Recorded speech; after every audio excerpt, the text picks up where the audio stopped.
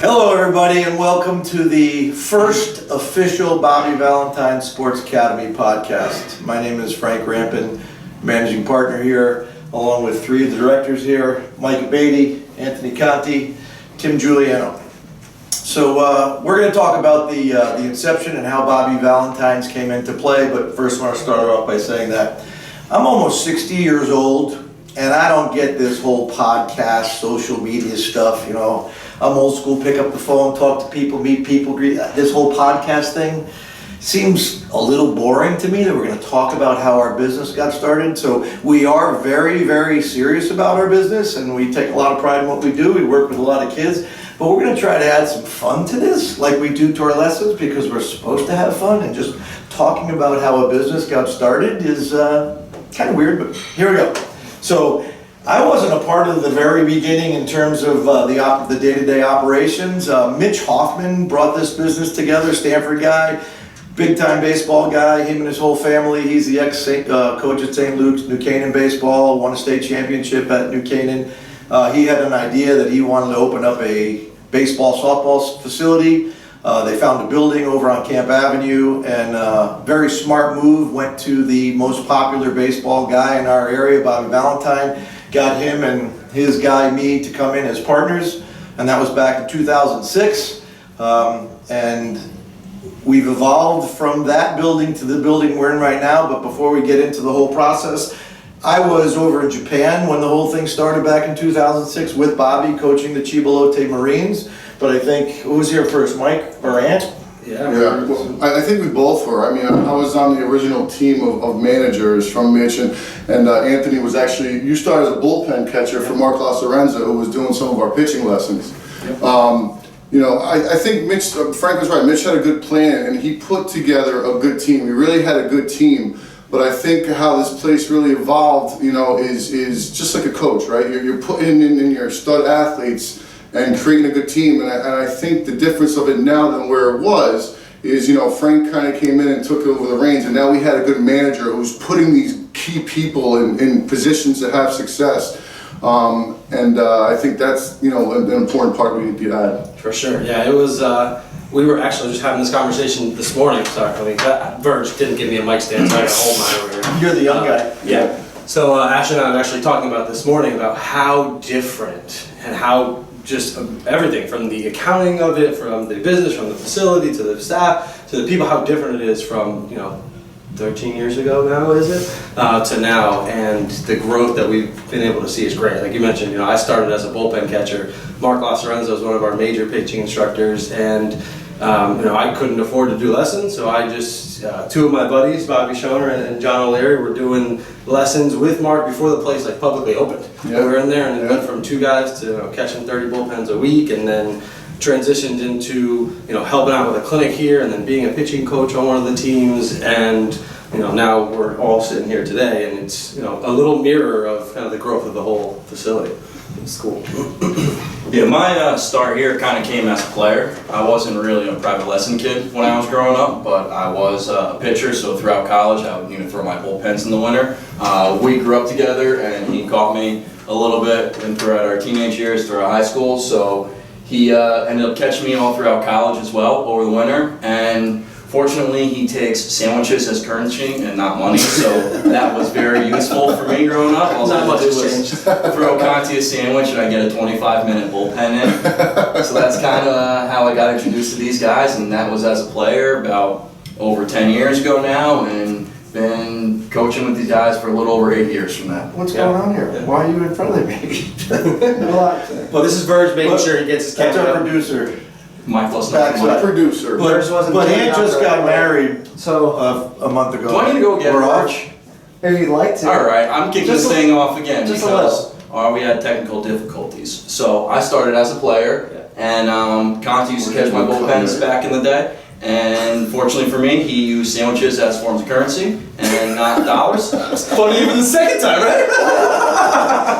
The thing is, it's true. He's not always coming. He knew it was coming. I would literally go in every day with a bag from the deli, drop it off on him, and then he'd go gear up and we catch a bullpen. That's great. Yeah, it was great. It was a fun time. It worked out well. Yeah. Did it Long matter way, what kid. size sandwich to the length I of always the brought the bullpen? wedge. Yeah, Tim does Always the wedge. Yeah. No chips. The wedge was the hour session, the hard roll probably 30 minutes. We do our sessions on 30-minute increments here. So back to the nuts and bolts of the business. There was a great plan that Mitch had in place. The other building over on Camp Avenue was about 10,000 square feet. We had 6 cages and a small multi-purpose room to do other defensive stuff, but it wasn't a lot, but it was big enough for what we wanted to do. And the one stipulation that Bobby had to be a partner, to put his name on the building, is that he wanted a curriculum. He didn't want to be just like all these other places where coaches from all different walks of life come in and they teach whatever it is they've learned and whatever it is that they teach. Bobby wanted it to be done the Bobby way, which I've been doing for a long time. As a matter of fact, good story about that. We're getting off this for right now. When I was in Japan, so I started with Bobby almost 40 years ago. And well, that story will come up at some point, but I worked for him, we were partners, we've done a lot of life experiences together. When I was in Japan, working for the Chiba-Lotte Marines with Bobby as a manager and me as a coach, I actually lived on Valentine Way. Of course. So I was doing stuff the Valentine Way for many years, and I lived on Valentine Way. How long was he coaching there before he had a street named after him? Well, he was there previously before our stint, 2004 to 9. Took the team to the first time being over 500 in years, and he got fired. Nice. We came back in 2004. I think they named the street after him, and we won the championship in 2005. I think it was in 2007. Pretty cool. That's very good. They didn't name it a street after me. They don't have any ramps? Ramps in Japan? So the curriculum was a big contention for Bobby, is that we had to do it by the book. We had to do it the way he wanted. He didn't want us teaching kids something other than the way he's learned it and the way he teaches it. We put together that curriculum from what I learned from Bobby being over Japan. We put it together, and that's what everybody in here teaches. Every instructor goes through the training. Mike is our director of curriculum, and he puts all the guys through a training protocol, and they have to take tests before they get on the floor. So when any of the kids come here, whoever is giving the lesson, and we have a large stable of very, very good, passionate people that work here, but they all teach the same curriculum, use the same verbiage. And I think that makes us really, really different than most other facilities around. And for me, that's what the driver was to come here, actually, because this is my third facility that I worked at a young age. A lot like Tim, couldn't afford private lessons, so I just volunteered my time with catching bullpens, and I saw all these great athletes, these guys that have played at high levels and that did all these things, which we have guys that have played at high levels here as well, but they were all teaching something different. Who's teaching things differently. And when I came to BVSA for the first time, even though guys kind of maybe see things at different paces or use a little bit of a different way to say it, we're all teaching from the same curriculum. And you could, if I was not here for whatever, and I've been working with the kid for a couple weeks, he hops in with Tim, the kid's not learning how to swing, from the top down instead of the ground up. It was a big difference maker. And there's another message there, because most of the parents out there who hadn't played or weren't athletes, they are always looking for that instructor who had pro experience. And let me tell you, that is not the defining factor of what makes a guy a good instructor or a good teacher. They may have played an unbelievable career, have been a tremendous player, better than all of us, not better than Mike. But when it comes to breaking down what they think they did to teach the swing and the throw and all the fine mechanics of the game, they don't really know it. So the fact that we have this curriculum, that Bobby, who has this amazingly slow motion camera in his mind, that we have that curriculum, all our guys come in with all different levels of experience, thinking they know what they know is right, including me before I met Bobby or actually went to Japan with him. But we get to learn more and teach it the right way, and have had lots of success in making every level of a player better, whether it's somebody who's really not that good a player, just looking to get a little better, or some of the guys that are looking to play pro ball. Yeah, I think that's a key point you made, Frank. I mean, I had the ability. I went to college. I I was one of those guys who had the ability when I stopped playing professional football at the time, the BVSA was just opening up, and I had the ability to come down and actually learn from Bobby V personally. And there's a lot of things coming out of professional baseball also that I thought I knew and knew about the swing, and rarely after sitting down with him, I can tell you what, I didn't really know. Yep. I didn't know enough. Same. It's amazing what he taught me and the whole aspect of what really goes on in the swing, or when you throw a ball, or when you play the defense. But also how to be able to teach it is special, right? It's understanding the knowledge is one thing, but how to implement that into somebody you want to know or want them to know the knowledge is a whole different thing. And that's what I really took from him, is obviously the knowledge of what goes on, but understanding how to teach it and make it. What was that he said to us? Is that they don't care what you know until they know that you care. Yeah. He wrote that on our board upstairs. Yeah. That's exactly what that is. It's huge. Great. I like looking at the curriculum too, and everything that we teach, and we have the slow-mo cameras on our phone that we break down the video with the kids where you draw the lines on, you should be in this position at this time. And then we look at the swings from our players and you compare them to the guys we have on the wall right now. You have Jeter, Posey, Holiday, Stanton, McCutchen, and Cabrera. And they all do what we call the absolutes of the swing. They all do these certain things at this certain point in time.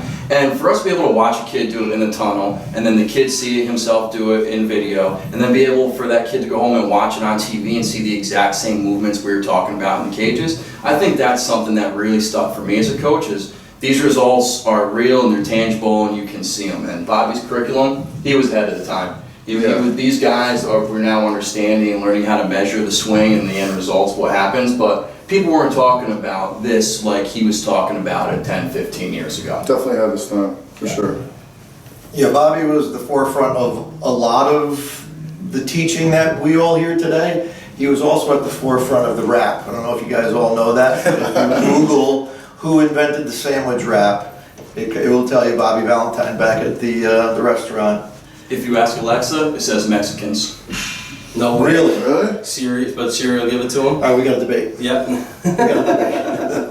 So the story behind that is, Oh, and I'm glad we're getting so far off track, I think it's a little more entertaining, but back at Bobby Valentine's restaurant, which was downtown for 38 years, and I worked there for several years, a regular customer wanted a turkey club, and for some reason we were out of bread. We're good at running restaurants, we ran out of bread. So there was a tortilla right there. It's because you were so busy, you had no more bread left. You were doing something right. Always You possible. were always doing something right. So Bobby whipped something together in the wrap, cut it up, served it, and he claims that he invented the wrap. It's pretty cool. So back to our place that opened up in 2006. We have some great people that Mitch hired. We have a curriculum which was tremendous, and off to the races. And it started off great. There were tons of customers, tons of business, doing a great job with all the young kids in the area. Started travel teams, which is a whole nother part of this business, which we can go off into a tangent in a little while.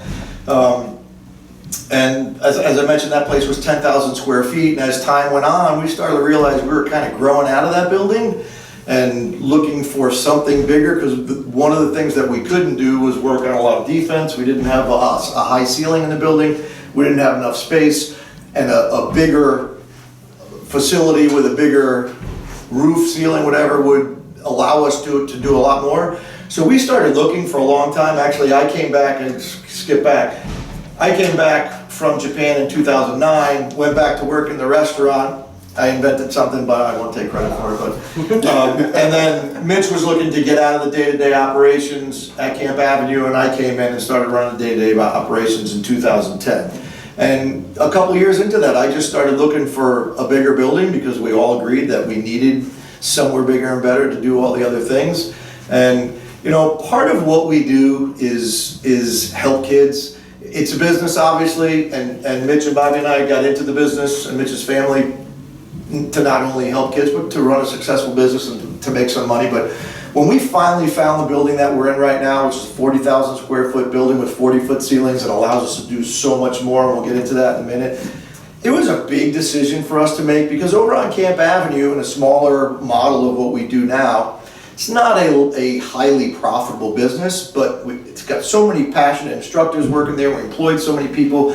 We helped so many kids. In more than just athletics and mentoring some kids. So we found this big building, and there was a lot of conversation that went into whether or not, are we going to do this? We're going to get into something that's so much bigger. It means all the costs are so much bigger. And for what reason? It's not a highly profitable business. And we decided that because we feel, other than monetary reasons, we touch so many kids in such a positive way and open up this building for now, it's other sports, soccer, lacrosse, boxing, wrestling, everything, that we were going to take that risk and come in here to this much, much bigger building and do what we do, risking that we might make much money. Now we're a couple years into this and it's doing okay, and we hope it can grow and get better and better. As you know, there's a lot of downtime in this business. The kids are in school, we're not training anybody. In the summer when the weather gets nice, the kids all go outside. So it's not a great business model for making a ton of money, but we're getting there. But the bottom line is we do it for the kids, for the people, for the community, and for our passion. We have a lot of employees that we employ here. They get out of college, they want a place to go do what they love. Baseball, some of them now that are coming back that we trained, coming back to work for us. And it's pretty cool. We all love what we do. And I think that's how we know we made the right decision moving into new space, is these kids that came out of our program are now coming back to us. And they're coming back at a different level, as a peer, as an instructor level, instead of as a player level. If we didn't get into this new space, if we didn't have as big of an effect on some of these kids' lives, we wouldn't see them coming back this way. But it's comforting to know that we made the right decision, maybe not financially to line all of our pockets with money, but morally for these kids, and we're trying. giving them the right opportunity, and they're coming back for us. Yeah. It's pretty cool. Pretty cool. I mean, Verge, who's our director, he was, I think your first lesson was with Mike. When was that?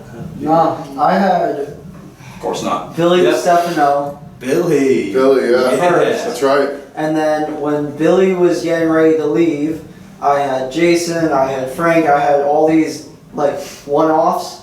With Tim was another one, but then Mike was consistent, and it made sense for the schedule. My grandfather had me on to Every Friday, right? Was it Friday at 3:30? 2:30. 2:30? Right after Yeah. school. All right. Literally right out of school. Yeah. I see Mike right now. Did you say 2:30? 2:30. Can't resist. That is Chinese. My teeth did always hurt. So we did make the jump and we moved into this building, and there's a new partnership. Mitch stepped aside and he got into the daycare business, which he's out of now, but he's entrepreneurial. He's been doing a whole bunch of things, and there's a new partnership group here and things are moving along well. But just thinking back at the other place and some of the good stories that like I said, you know, we get to come to work in our baseball stuff and shorts and sweats, and it's really cool. We get to work with all these kids. We have a lot of passionate people, which it's so easy to manage people that are passionate about what we do. But we always have front desk people, and our front desk people play a huge role in what we do, especially now in the big building. There's so much to do, and they are so tremendous. They're the face of the place. Ashley and Bonnie and Tiff now, and we've had some other great ones in the past. But it's funny, we always ask one of those not so baseball educated front desk people to go get the key to the left-handed batter's box or go get the curveballs. Who was upstairs looking for that? That might have been. Someone looking for curveballs? Yeah. The key to the left-handed. I'm pretty sure that was Nicole Abate. I think, yeah, key to left-hander's batter's box. No relation. Not related. No relation. No, not related. Not related to She Mike. did work the front desk for, what, a couple of years? Yeah. Maybe? Yeah. And you started to touch on it. I think that's kind of where you were going there. But you know, when we did make that decision to come from Camp Avenue to this big open space, you know, obviously we did some research and we looked at other facilities and made sure that we were doing the right thing. And one thing that Frank has been such an amazing mentor on for all of us, and is such a great practice, is making sure that we maintain that family feel. Right? I mean, Mike and I have been here for 13 years. Danielle, Ashley have been here for 13 years. We have a group of people that these are our family, and it was a big point that we stressed that we didn't want to lose that when we came to this big facility. And thank you, because it's been awesome, and we've still been able to do that. And on this note, a little sad, Ashley, who's been here for 13 years, is moving. Sad for us, but awesome for her. Moving on to bigger and better things. And so thank you, Ashley. Hopefully when you get to watch this, you have been amazing the last 13 I years. miss you. Come back. Who else is gonna watch this? No kidding. My mom's not here anymore. Tara will watch it. My mom's gonna Definitely watch not it. gonna watch it. My sister might watch it. Oh man. So yeah, that was a big part, and it's awesome. It's like you said, it's very, very rewarding, see a kid like Matt Fraioli, who we coached when he was 12, Willie Olette, who, I was one of my first years coaching, and now he's coached with us, Casey, his brother, back, and to see all those kids come back and to keep building on this family feel, it's pretty cool. And I think it comes from a lot of different things. I think it's who I am and the way I was raised, but also that's the way Bobby is, and working in the restaurant for all the years that I did. We always kind of felt we were like the Cheers of Stanford. If you don't know Cheers, watch the series, binge the series, that's awesome. But everybody knows your name when you walk into the place. You're really old. Yeah, I'm old, that's not funny. I'll be Wow. Now you're the one earlier right now. I'm gonna be phenomenal hair. Look at his hair, it's phenomenal right here. Phenomenal hair. But he's got I want to be like. Are you allowed to swear? Okay, you gotta tell that story. It's a beat. We gotta tell that story though, so everybody gets where that came from. Okay. What, I don't know, hair? No. We're joking about hair, and Tim just said, yeah, but I have no lips, which I don't have, these silly little stupid lips. So I'm coaching over in Japan with Bobby V, and Japanese guys are very, very serious, and I think Bobby and his staff brought a little bit of a more relaxed culture there, and it kind of helped. We did a lot of winning over there, which was awesome. But the early parts of the game, I'm sitting side by side near Bobby. There's a more relaxed feeling to the game. You're letting things fall into place. You're kind of figuring out the strategy as you go along. And as the game gets into the later innings, things start to get serious. And our conversations were different as the game went on. It was pretty interesting, pretty cool to be around. But one day we're deep in the game. It's a close game. There's a lot of stuff going on. I have all the books of all the information that Bobby wants. He's asking me questions, but although he manages a lot with his gut, not often numbers, but you need to know those numbers. And he's looking at the board of both the rosters and who's in and who's out and what pitchers are available, blah, blah, blah. And then just out of nowhere, I'm sitting to his left, he looks over at me and he goes, you have no effing lips. I said, what? Like you have no lips. What does that have to do with it? But you could ask Lou. I'm a good kisser. Can we put that picture of Luke? We gotta overshot that picture of Luke. So where were we? We went off on that. The family feel, learning that from being in the restaurant, the whole Cheers environment, that back in the days of the restaurant, it was very, very important. A big part of why people want to come. They want to come in for cold beer and good hot food if it's supposed to be hot and cold if it's supposed to be cold, but it's for the environment, for the people, and that was something that, Bobby insisted on and that we did, and I did it for a long time. When we came to this place, we give great instruction, we have great people, but we know who you are. When you walk in, we give you that feeling that you are home and you're not in this cold, big place. Although it is a big place, it's 40,000 square feet, that you're here amongst people that care about you, care about your family, care about your kids, and I think that's the success, the ingredient to success at any level in any business. Yeah, I agree. I You want think to talk about that hair again? No. Next podcast, I'll wear a hat. Don't worry. I think you're right, Frank, and I think it's the people, right? I think we've been very blessed to have some really good people to work for us.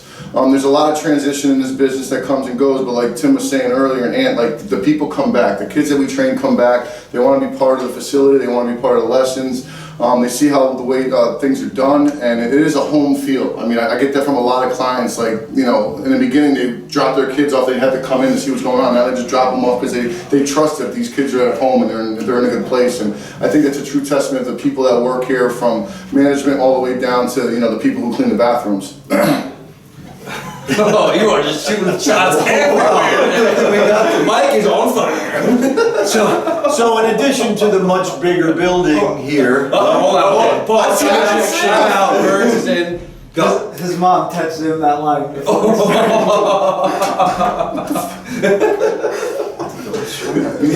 Can you swear? so No, we don't want a lot That's of. the second time you brought my We mom. don't swear a lot here at the family. Virgil, I'm gonna tell my mom you're talking about. Oh man. I'll see you tonight. Oh wow. Verge, let's respond. Yeah, you come on over here. You're funny. You come back down. Verge has also been under training. Joyce, if you ever watch this, don't worry, I'll take care of this. Yeah.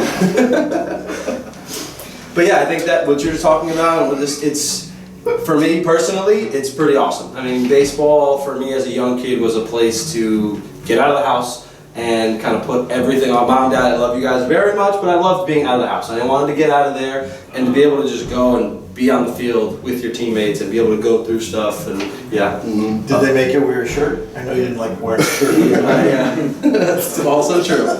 But it was, the fact that we've been able to create that and kids can kind of make this their home for whatever amount of time it's pretty special. I don't think we can count that enough. And back to comparing the old place to the new place, other than the size, we have a full-size infield, which we can do so much on in all the different sports. Parking is so much better. It's so much more convenient to get to our location for Omega Drive. We have... Fort Largo Drive.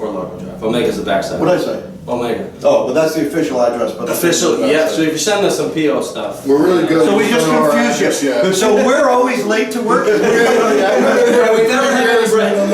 Just look for the circling cars. But we have instant replay in the front of our building, a full-service sports bar that used to be over in the Springdale Shopping Center. That's awesome, and also great people. Steve and Maddie are awesome, and his whole crew, Taylor and Joey, who's a baseball guy and worked there, which was a pretty cool part of the family. And we have OD now, Overdrive, who is our fitness company. We did have a little relationship in the old building with Upper Deck, but that wasn't a part of us. This is a part of us. And anybody want to elaborate on that whole relationship? Yeah, I think, like you said, when we made the decision to move over here, it was at a time where our travel teams were growing and we had to rent outdoor space to get a bigger space. So, we thought, let's get this bigger building. It's going to be great for our teams and our defensive work. And then we got here and realized, holy crap, the Bills are up there, we need to bring other sports, and we've been able to bring in some awesome partners for other sports. So as passionate as our guys are about baseball and softball, we have JA Elite, Johnny Artiega and his coaches, who have been just a fantastic group to build with, and then Mike Naz, who runs CT City down in Stanford, that really wants to help the kids grow lacrosse program in the area. I think he brings like West Hill and Stanford High together, does a lot of time together. A lot of gear donations too. Andy Towers is the guy who's in here a ton, who's, he wasn't in for a couple months throughout the summer, but as soon as he got back, we heard him. Oh, you definitely hear him. Yep. Definitely hear him. He's a great guy though. And all these guys are awesome coaches. And I'm just thinking about that. We're talking about the Cheers atmosphere, and you walk into the front door, and all the girls know your name, and whoever's working, they know your name. You walk in, and then there's Overdrive, and you got Rennick and Carrington standing there. These two massive muscle guys. So it's pretty cool. And then actually, you talked about bringing in other people, and Jay Elite, Johnny Artiega, who we partner with for soccer, he's brought to us his cousin, who's in the food business, and hopefully coming very soon, we're gonna have a small little deli type convenience shop up in the front entrance. So when you come here, you can go to the sports store and you can get all of the things you need for sports. You can do your workouts, you got multiple sports that you can get trained in, get a little bite to eat and have some fun in a place where you really feel like you're at home. And let's not forget to mention that our indoor field is sponsored by First County Bank. We gotta make sure we give them some love. So anytime you do come in here, you are on the First County Bank fields. Play golf with Bob Granada, big poobah now. Nice. There you go. Thanks, Bob.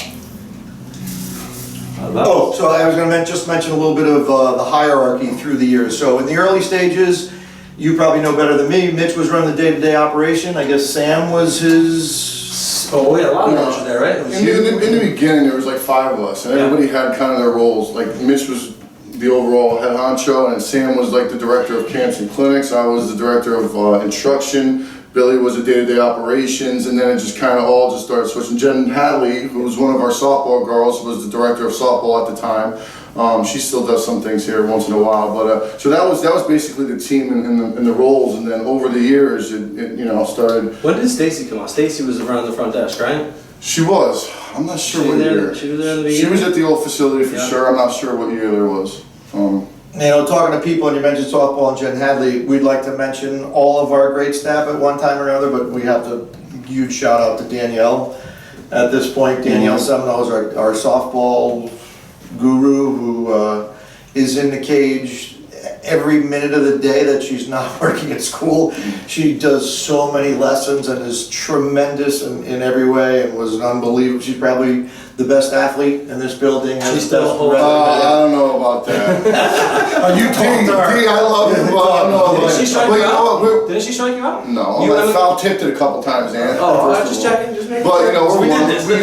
We're definitely one. We wear the same number, so we're always on the same page. But yeah, she was a 22. phenomenal athlete, and what 22 is the best. And also, her son at college just got 22, so he's on board too. Thank So you. Yeah. Kev off the we hospital. keep it in the fam, right, Dan?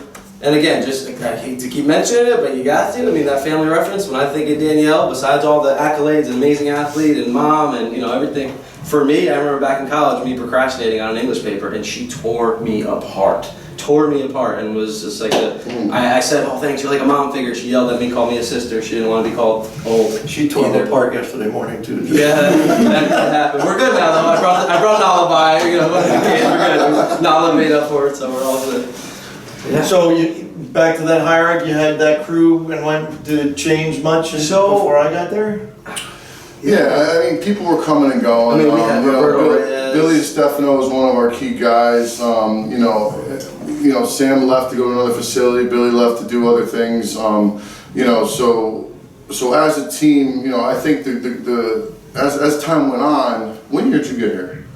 Like, was I born? No, what year did you? When did the store come? What year did you come back over? I started, you're not listening. When I talk to this, you gotta listen too. 2009? I came home in Go back to the 2009 and restaurant started for here. in I don't even know what your age 2010. now.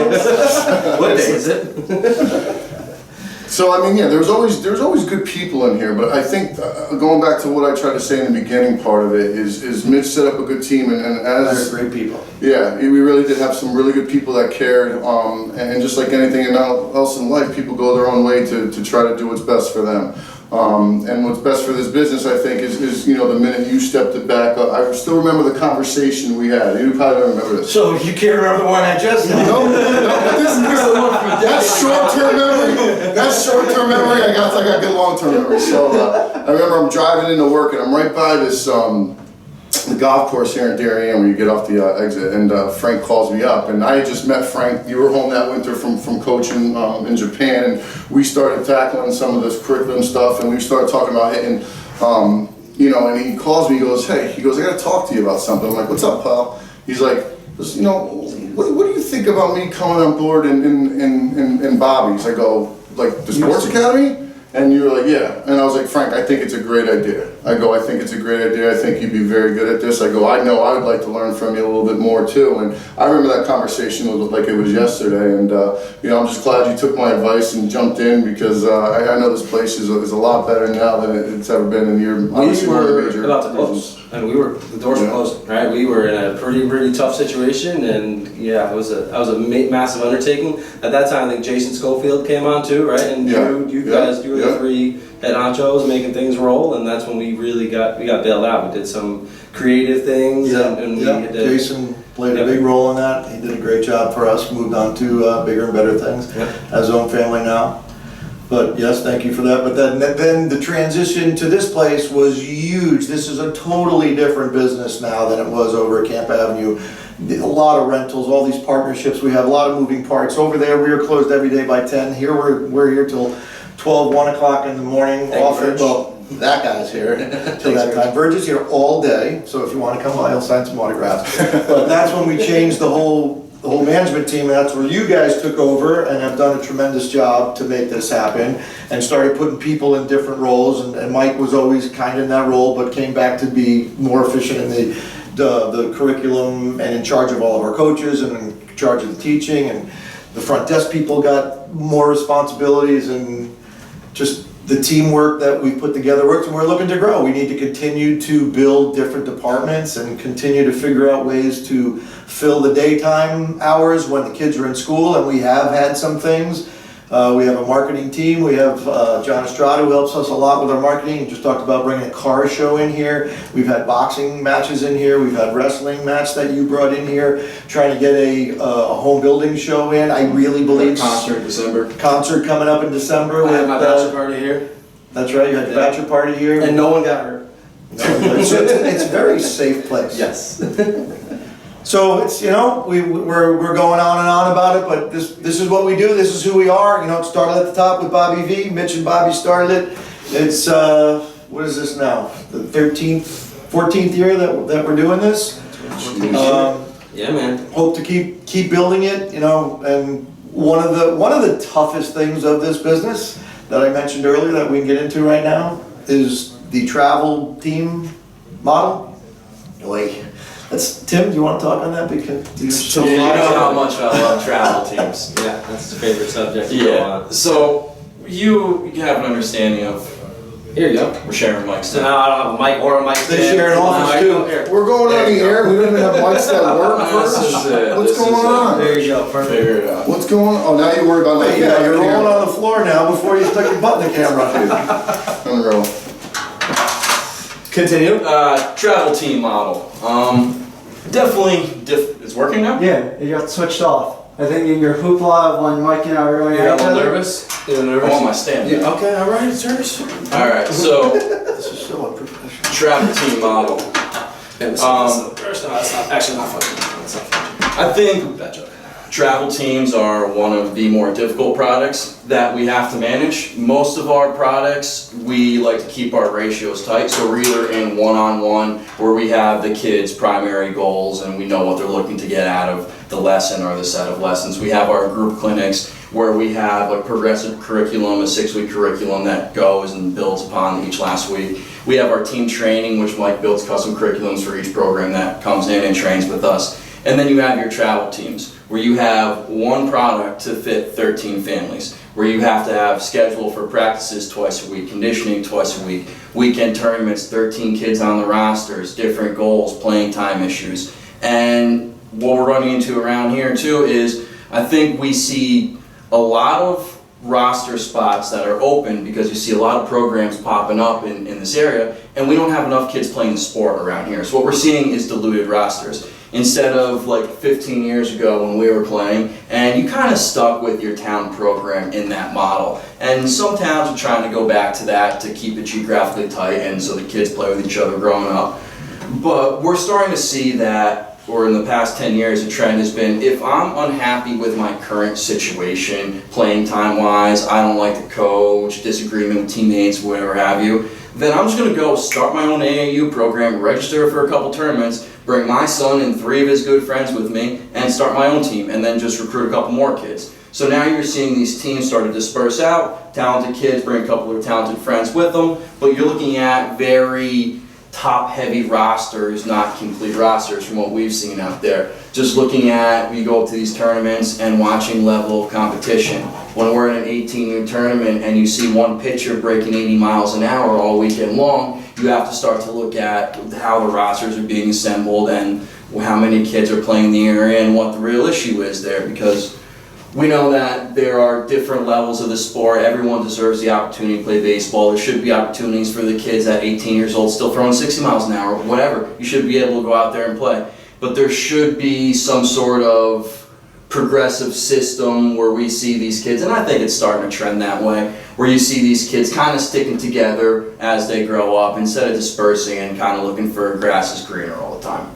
For sure.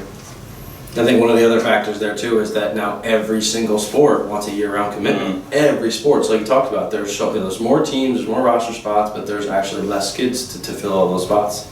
And it definitely makes it tougher. It's been hard. It's tough product. We feel like we have a lot to offer. Again, we have a curriculum, including how we coach our teams. We have 2 professional coaches for every team. We have this wonderful space for our teams to practice in. We play at all the top places around. We think what we do, what we provide. We have the conditioning for the kids. In the past couple of years, we added the mental conditioning aspect to it, and we got this whole bucket of great stuff. Yet, like Tim mentioned, it's tough to keep 13 families happy per team.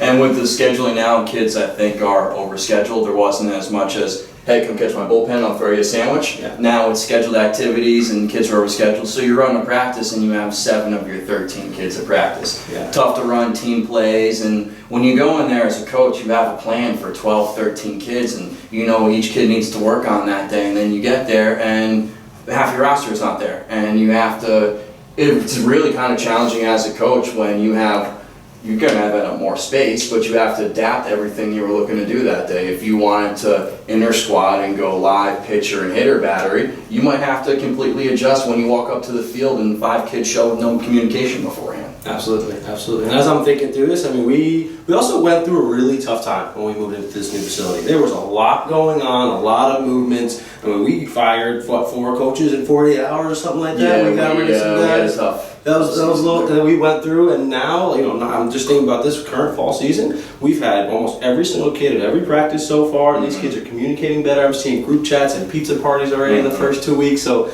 it is tough, but it just ebbs and flows. And That's a big part of business. Yeah. Birthday parties. yeah, and just you're seeing kind of kids come together. It comes in waves. It comes in waves. No We doubt. talked about that a couple of years ago. Mike's the head of the Greenwich Legion program, and you've been there 10 years now, something like that. 13. Wasn't it your first year? You were like coach of the year for the juniors. Yeah, I had a good team that year. It was all the kids. But Was that Coffee and those guys? Yeah, it actually That was was. that group, Andrew, right? Mike Dunster. Yep. Yeah, that was a good Yep. group of kids, man. And we talk about it all the time. Like some years you're good. You always say you're never gonna. You're good. We're young this year. We're not Yeah, we know pitching. that. And then Oh, no, somehow you're in the dude. playoffs every year. But Stanford Legion has done an amazing job around here. And at the same time as our Fury teams or our travel teams have been tougher to manage. We also picked up 7 of New Canaan team, travel teams. So Tim mentioned, that we're going back to that town ball model. You're seeing that shift where these towns want to keep their kids together, play in the program, travel a lot, and then also like hire professional coaches as well, which is it's a cool shift. Like you said, because you're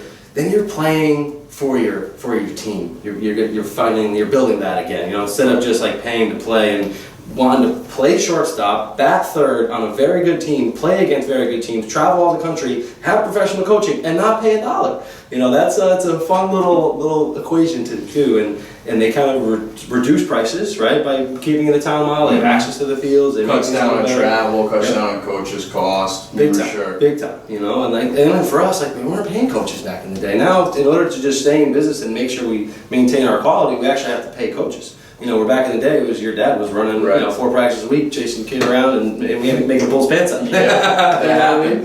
Different worlds. Wish I had that opportunity. So the ebbs and flows have definitely been challenging, but we learned a lot, and who knows where it's going, but it's an exciting time. And then with the whole college recruiting aspect, Frank's a parent right now and going through it, and Mike, you just had kids sign Vanderbilt and Fordham, and that's. Guys see that, right? They see it, boom, boom. I think that's Corbin right there, actually. No. But guys see, he committed to Vandy, and they just all think that they should just be able to just roll out of bed and do it. And it's I'm playing for this travel team. You guys, what do you mean? You don't get me recruited? You don't get me a scholarship? It's like it doesn't really work like that. You got to go above and beyond, and it's not just the teams. It's not just the teams. I think the coaches have a lot to play, and I could speak obviously from the Greenwich side of things. I mean, I've been part of that program for the last 13 years, and we've had kids get drafted right out of the program. We've had a number of kids go D1. It's understanding the process it takes and having these kids understand how hard the work is and the work amount you have to put in each day to get better. But it's also having coaches that care. Like we really have been blessed, just like Fury in the Greenwich situation, to have coaches that care and can reach out and to put these kids in the best positions to have success. But the parents also have to have trust in the coaches that we're here for you guys. Like we're here to make your kids better. And I think a lot, as you were talking about the whole travel ball aspect getting watered down, you're 100% right. And there's no sense of team bondness anymore. It's not like nobody wants to go to battle with everybody. It's just I have to go somewhere where I can get seen. And I think a lot of the college coaches in the process that I just went through, and I've had some, I had some really good talent this year. And the one kid Anthony was talking about was Miles Langhorn, who just committed to Vanderbilt. Talking to TC and talking to Coach Brown, like these are all things that these guys look at. It's not just about who can throw 93. It's how do they compete. What's going on when shit's hitting the fan? Are these guys ready to compete? Are they hungry? Do they work? You can't see that if you're a coach of a travel team and these guys are just coming in and just pitching 2 innings here and there. It's the constant grind that these guys want to know about, and I think that's what's lagging in today's travel ball team, and I think that's what we kind of try to keep here in Fury, and I know we try to keep here with the Cannons. And I think that's the toughest thing to evaluate too as a coach, and the way this game is it's getting very tangible. What do you run your 60 in? How hard do you hit the ball at the bat? How hard do you throw it from the outfield? How much do you weigh it? how tall are you? So this game's getting very tangible, and the factors that make players great are not the tangible factors. It's not he runs a 6'8" compared to a 6'7". It's not he's 215 compared to 190. It's not that. It's what you do on the field. It's what you do outside of the lines. And I think, to your point there, that's what makes the biggest difference, and that's the hardest thing to recruit. And sometimes these coaches get the kids on campus, and they're not providing that end of the game. They can light up the radar gun, but they're not working for it. They're not grinding for it. As soon as there's a run around second base, they shrivel down. And that's the hardest thing as a coach to conceptualize, to see, but it's the most important thing out in the field. No doubt, and I'll take it a step further. I've been, in a good place the last 5 years, fortunate enough to work for the New York Mets as a scout too, and that's something that when we go evaluate players and you see these kids in the showcase, these kids come in and they throw for 2 innings, and they're maxing for 2 innings. Well, what does the same kid get to look like in the 5th inning? How does he progress? How does he compete? And if you don't see him in tough situations like that, it's kind of hard for me to go to my boss, hey, this kid has something. Yeah, well, these were his numbers, but how does he compete? You lose that side of that a little bit in the travel ball thing. Sure. So. Yeah. Mathematicians and metrics are trying to Take it over. make a formula that Taking works over. for everyone, and it just doesn't work. And by the way, did you just initial the band you had? Could be Corbin? You TC'd him? Yeah, TC. No. Yeah, you did. Yeah, you did. Yeah, you said Yeah, TC. you said TC. Oh, that's sorry, that's what we call him. Yeah, that's how you No, call not at all. He's a great guy from what I know of him and the little time we spent on the phone. But I mean, obviously, his program stands for itself. I mean, Who, TC? It's probably one of the best, obviously the best program. Then just won the national championship last year. But What was his name? Got one of his former players, one of our former players with the Reds right now. I think Kirk Casale's sitting about 250. Yeah. Playing pretty often, close to 10 home runs in the season. Yeah. He's had a nice career. He's had himself a nice career, and Great guy. kid we're speaking of from New Canaan, Kurt had, from my experience with him, everything we were talking about there. He had the tangibles and he had the intangibles, and that's why he is where he is now. Stud quarterback too. I mean, he was built like he was Mike Abate size in high school. Yeah. He was massive. Yeah, it was a grown man. He definitely was wasn't one of better those than bearded you, I'll tell babies. you that. So you get the theme? and if you don't believe him, ask Tara. Oh, Daryl's out. my sisters or my family is my major supporter. We always go back and forth in jokes, and Frank has a beautiful sister who loves him, and he knows I have beautiful sisters that love me. So it's a constant little joke between My Frank sisters and not so I, much. and how well our sisters love us Your and take mom care of us. loves But us. I mean, like, how can you not? I mean, look at us. We're great guys.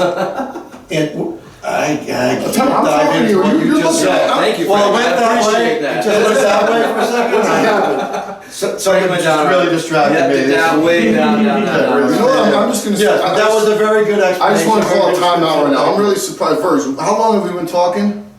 Number. You're surprised the Raiders. No, like what? Like an hour? No, No. minutes. 50 minutes. No, I'd say 40-ish. Okay, so 40 minutes and the door's been shut and there hasn't been one fart in this room, and I'm really That's impressed. respect. I am really impressed with these guys because this guy and this guy and this guy, it's like just a fart and fest upstairs sometimes, but not the Frank, fart you wanna at take the this table, one? but Yeah, I like to. I try to treat everybody as an equal. That's what brings the family in together. There's a hierarchy, but we're all in this together. We're a team. But Anthony has no right being mentioned in the same category as me and Tim. that's true. That is true. That's true. I will Sorry, I'll agree with that. Don't- You are really on No, your sorry. way. You're Yeah, developing. He's Right. developing. He's coming We got all out. kinds of He's new coming out of the techniques. time Yeah, warner well, of he's the had minors. those CED bars. He's Five got one one bars. bar. That's something different. 5-1 bar is a little different. That gives you a little First advancing drugs, he's in the game. That's And important. farts are funny. Yeah. Girls, I know, they think they're just, farts are funny. They're in movies, they're jokes, farts are funny. I had one of my clients rat me out to his mom. Yeah. Yeah. Rat out or you got called out? No, he ratted me out. The mom came in one time and said, tells me you're farting. How about that one I time? might let one go. So you're in the back room with the I mean, Wheeler boys. It's just At the natural. old It's place. gotta come out. So Yeah. we're sitting there, and Frank's in the tunnel on the left, I'm in the tunnel on the right. We got two brothers, and the mom just walks around the corner. It's a concrete room, so when you're outside of it, you can't hear it. When you're inside of it, it echoes. And she comes right around the corner, and he didn't see her, and he rips one for a good 4 or 5 seconds. High decibel level, louder than my mic right now, and she just laughed. Well, you blamed it on our kid, of course. Yeah. Yeah. It's unbelievable. Yeah, but Cleet doesn't fart. He's too nice. How did we get there? And if you don't think farts are funny, just Google Methane Man. It's a pretty fun episode. By the way, Cleet has been Athlete of the Month, hasn't he? Yes, he has. Cleet's coming in. No, he hasn't. No, Abe. It was Abe. His brother. Yeah. Cleet's coming in 33 minutes for his first lesson since his labrum surgery. He's not cleared to do baseball activities, but he's coming in to work on any type of... He tore it. Okay, let's go back. Or playing for you guys. So we're talking about Cleet Wheeler here, who's a client of Frank and Ramp 3, and let's go, what's his winter schedule look like? What does he do in the morning? He is a Mormon, whatever the level is, so he goes to church every day before school. Yep. And then he goes to school, and then up until this year, he played football in the fall and baseball, so the after school. Was he working the cello as well? And he plays the cello. He's an Eagle He's Scout. an Eagle Scout. And he's I think a straight A student. Yeah, you draw a kid on a piece of paper, you draw a Cleet. And he has one of the best hellos of anybody we have in here. And he works at the front desk. That's how smart we are. So we were coaching Cleet a couple weeks ago, filling in for a tournament, and Cleet he slid into third. Yeah, you were coaching third, and he lays down on the ground for a second, and there's college coach in the dugout, we're kind of looking around like, what's going on with that kid? He takes a couple seconds, gets back up, inning ends. Couple innings later, he lays out at shortstops, makes this great play, and as soon as he popped back up when he slid down, he's like, I popped my shoulder. I was like, what do you mean you popped your shoulder? What came back in though? I'm good. And for those of you who are not medical professionals, that's not a good thing. Tried to pull him off the field and talk to him. He didn't want to have any of it. And 2 innings later, making a diving play at shortstop. And again, speaking to that intangible factor, He just kept playing. college coaches heard that and wrote his name down on a piece of paper and gave him a call that night. That was a tipping point for Cleet. They saw, like the way he moves out there, good looking athlete, but seeing that little X factor for him, got the number on the piece of paper. Yep, and said nothing to us. He just kept moving, just popped the shoulder out, and then lo and behold, he tore labrum that day. And surgery a month ago. But he played. That was the first game of the day. That was a doubleheader, and he played the next day too. Yeah, players tell your coaches. We don't go easy on our players. No. You have to have a reason to come out of the game. Who was He's coming in to start his He's rolling in. training without really being able to do much with his left arm yet. Sorry. Yeah. Yes, sir. Wheeler's rolling in. Yeah. Sorry. Missed it. All right, I was. You was the consignee? You don't want to be late for them, right? I don't have much else to provide, but I apologize for swearing before I was doing Yes, this we'll one. take All that. right, so thanks so much for watching. Really appreciate it. Please make sure to subscribe and share. Hit the notification button below and leave a comment down below. And one other thing. If you've watched this whole thing in its entirety, you need to get a life.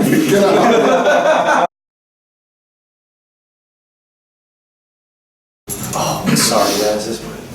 We're good? We know what we want to say? Hold on. What are we talking about right now? The story of And, first of all, open that door. 'Cause Not this that is gonna Mike Hardy stink. did. Yeah. You Yeah. can't. Oh, really? The training out there, they got stuck. Okay, so what are we talking about? Welcome to the cat. Forget it, I don't even know. Just lead and I'll take it over. Yes, sir. Okay. Bada boom. All type A. Bada bing. Good? Hold on, do I have any in my teeth? Yeah. You just ate lunch, seriously. No. Not good? Alright. I know I do. Are we ready? We should have did shots of vodka for us.